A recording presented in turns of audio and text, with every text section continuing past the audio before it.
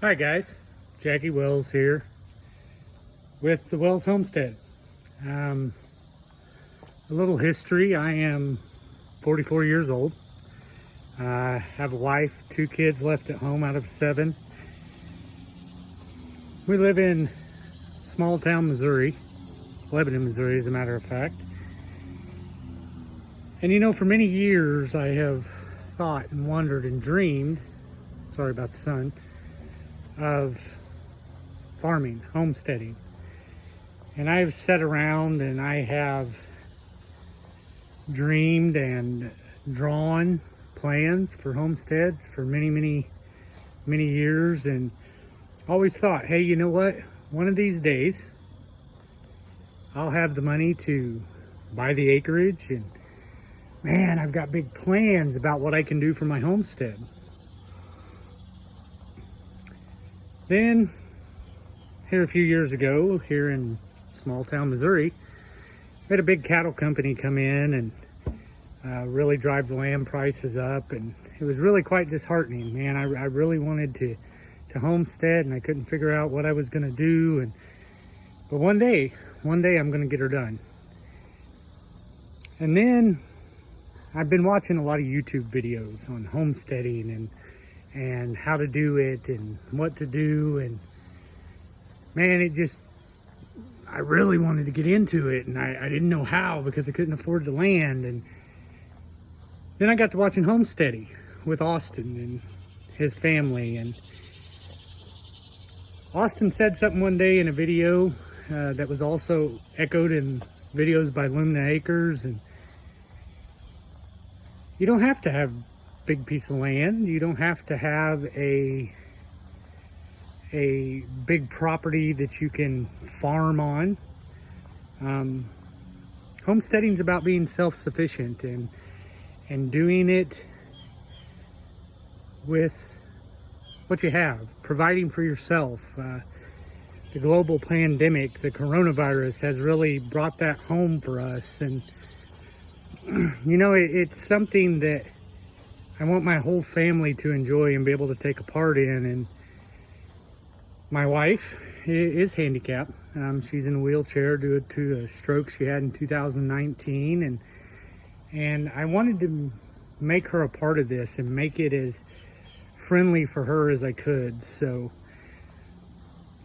here a few days ago, I got an idea. I'm like, you know what? If I'm going to homestead, I'm going to homestead, and I'm going to do it now. Thank you, Aust. Shout out again to Homesteady.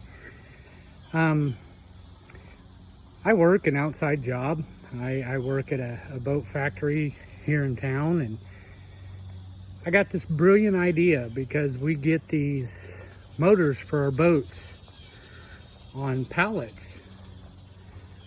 And I decided, you know what, if I can't have the entire homestead, I'll have what I can have.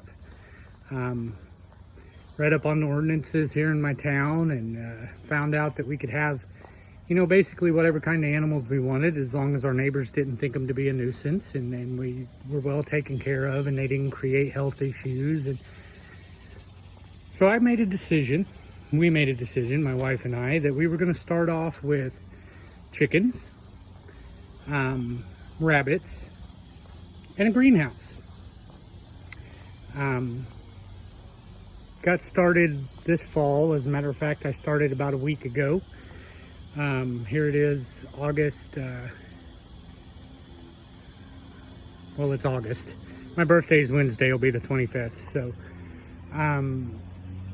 but we decided we were going to go ahead and get started, and we made a plan, and you know, did some research, made sure that we were going to be legal and you know, able to do what we wanted to do. And so I brought home some pallets, 25 of them to be exact. You see here, if I'm smart enough to flip this camera. Apparently not. So I'll just show them to you here. They're pallets. 6 foot long, 29 inches wide pallets. All out of 4x4 or close. Some of them are 3x3s, but good heavy material, topped with 2x6s. So the first thing we decided we were going to do is get the chicken coop going. Because if we can get the chicken coop going, we can get chickens. And my hope is in the next week or two to go ahead and get 6 laying hens, which is what we're going to keep all the time. And then get 12 Cornish cross chickens that we're going to use for meat chickens to hopefully butcher in early to mid-October. It stays normally pretty warm here in October, so we should be able to do that effectively. So unfortunately I don't have a video of the chicken coop being built. However, I will show you what we did come up with. See if I can get it in here. And that's our chicken coop, built out of pallets. Now, I did have to purchase some plywood and some roofing and some guttering and stuff. So, but it is it's about 30 square feet of interior space. Again, here's the front of the chicken coop. Not real good camera skills here. Made a little lock for the door. You see the little piece of paracord there that we'll use to raise and lower the door. Didn't want to buy a hinge for that, so I actually used a leather belt, which is something I learned watching Homestead Rescue with the Rainies. But it also has a door for clean out. Put that in there. I did leave vents on both ends. The back, as you'll see here, is open and covered with chicken wire in order to prevent any kind of predators from getting in, as well as this eave. Now it does get pretty chilly here in the winter time. It can get down in the 20s, even the teens. So what we're going to do as it starts to get colder is we're going to buy some green board insulation, put up on the inside of the chicken coop, cover it with some chicken wire to keep them from pecking it, or more plywood. We haven't really decided on that yet. But we did put a gutter, because what we plan to do is to put a barrel on its side here, between the door and the back of the coop, where we can collect rainwater and use that to water our chickens. And you know, if it's too much, we may use it for the garden, or so on and so forth. As well, we decided on some plastic sheeting roofing there. It'll allow the water to run off, but it won't be like metal roofing that really collects heat and transfers it into the chicken coop. What we are going to do, let me get a little better angle here. As you can see the front of the chicken coop here, you can also see that chain link fence there. So what we're going to do is we're going to get some posts as the chickens get a little older, and we're going to run a welded wire run out to this chain link fence in order to give them a place to get out and scratch around, eat bugs, so on and so forth. What we may also do for the 6 laying hens as they get a little older is I may build a chicken tractor, because we do have, let me see if I can get over here where I can get a good picture of it. We do have a pretty big lawn. So with that, we do have a lot of shade trees in the backyard, so grass doesn't grow real well. So as the laying hens get a little older, we'll build a chicken tractor, be able to get them out, get them scratching up the ground, get them to where they're, you know, kind of pooping all over the yard, and see if we can't fertilize this grass back here and get a little more grass. We don't have any other animals such as cats or dogs or anything like that. Just don't have any. And as you can see, if we look over here under this shade tree, the ground here is very, very bare. I guess just a natural state of runoff and so on and so forth. But what we're hoping is that as the chickens move around in the chicken tractor and they scratch the ground and poop, and we can throw a little seed out there with it next spring and maybe see if we can get some grass. It's really kind of funny. I'll take you down to the ground here. If you look, you can see these little leaves here. The funny thing about our backyard is the entire ground from one side to the other is covered in wild strawberries. They'll produce the little itty bitty red berries, which will also be something. Here's one. Let me see if I can get this picked here. There. See that? Wild strawberry. Neat, huh? In the middle of a yard in town. Which will also be a good food source for the chickens, as they move around and so on and so forth, and help us to get ground fertilized, get some things done where, we'll have better grass coverage back here. We are going to put a fire pit in right there. Also have plans. The rabbits are actually going to go right over there behind the house, because as the sun moves across during the day, they'll get some morning sun, but this shade tree, this big shade tree we have here, will shade them from the late afternoon hot sun. So that's where the rabbits are going to go. I'm going to use the rabbit droppings, the chicken clean outs, things like that, into a composting site we're going to put right over here, to put into our greenhouse and our garden, which we have plans of building raised bed gardens in the spring so that we can produce more vegetables. We're actually starting the greenhouse now so that we can try and get everything put together, and then maybe over the winter be able to raise some vegetables throughout the winter to keep fresh vegetables in the house.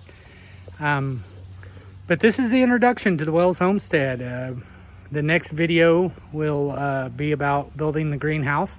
I'm going to use the same pallets as much as possible. Still may have to buy some things. And the really neat thing about that chicken coop, guys, that you saw, really nice, really sturdy, really heavy, really well put together. Not patting myself on the back, but it's a very solid, when we get ready to move, when we do move, whenever that may be. Gonna have to get a bobcat or some sort of skid steer in here with a set of forks to put it on a trailer and move it, because me and my boys couldn't move it together, and I have 3. But it's really well put together. It's a really nice chicken coop from what I can see, especially to have in the middle of town. I have $200 in that chicken coop. Actually bought the wire used from somebody local here in town off Facebook Marketplace. But the guttering, the roofing, the paneling, some nails, screws, stuff like that, $200. We'll have to buy a downspout for the gutter to go down into the water catchment system that we're going to put in. But it's really encouraging to me that, and once again, Ost and Lumina Acres Homesteady, they helped me to realize that if I wanted to homestead, I should just homestead. Doesn't matter if I live in town or 10 miles out in the country. Believe me, I would prefer to be 10 miles out in the country. But what I have now is a big backyard, a big front yard. Actually, I'll show you that as well. We do have a very large front yard with a couple really neat features. Actually just moved into this house in May. And for those of you wondering, yes, we do rent. We don't own at the moment. But this no permanent buildings is what we're going for here. In Missouri and in Lebanon, if you build a permanent structure, you have to have a building permit. However, if it's not permanent and it's movable, there's no building permits required. They are. Neighbor next door told him I was getting chickens. He was excited. But we have, and I'll show you here, this really overgrown flower bed here on the front of the house. Got a full-size front porch, goes the length of the house. Got a couple little planters you'll be able to see right there. But what we're gonna do come spring is we're gonna get in here and we're gonna clean all of this out. Gonna take out a bunch of this ivy you see here, and we got some honeysuckle growing up in this tree here. But we're gonna clean this all out, and we're gonna plant some edibles here. Maybe some strawberry plants or some blueberry plants. Haven't quite decided what that'll be yet. We do have this beautiful, see if you can see it there, plant here. The name's escaping me right now, but watching a foraging video the other day, did realize that it was edible as well. But we're going to clean all this out, and the really neat feature about this, when we moved in, the prior residents left us this nice little yucky pond filled with trash and garbage and leaves and just muck. But it is surrounded by a nice little rock system there. So what we're going to do is we're actually going to get that all cleaned out, get a good plastic pond, like koi pond, put in there. Maybe get some perch or something to put in it. But what we're going to do is we're going to use that partially as a water catchment. Going to actually route all the downspouts into a tube that goes into the pond, so we can collect the rainwater. And then we're going to use that pond and the water catchment system there to water all the gardens. We're actually going to put in a black hose system that pumps the water out of the pond through a drip hosing around the little garden area there, and then back into those rocks where it'll fall down like a waterfall. Now, don't get me wrong, during the hot summer there may be a couple times we have to, add some water or something like that to the pond to keep it going, and that's okay. We don't mind doing that. But we do want to make sure that we build the bed in a way where some of the minerals and stuff flow down into the pond, therefore feeding the fish, and the byproducts of the fish get pumped into the flowers, therefore feeding the flowers, make it a 50-50 trade-off, a win-win for both the plants and the fish. Why perch, you ask? Because you can eat them. Will they get huge? Not in that little pond. Will we still, if things were to go crazy, be able to go out our front door with a dip net and catch some fish and eat? Absolutely. And the neat thing about it is there's quite a few ponds and lakes around Lebanon here, within a very short driving distance. And we generally, if we go fishing, a lot of times we throw the perch back, just because my family isn't real big on a fish you can't fillet. But if we go to the pond or the lake, we can dip up some water, put a little battery operated aerator in it, keep the water aerated we catch a perch, we can throw them in the bucket with whatever fish we catch that we want to keep and eat, crappie, bass, catfish, whatever it may be. Bring them back, throw them in the pond.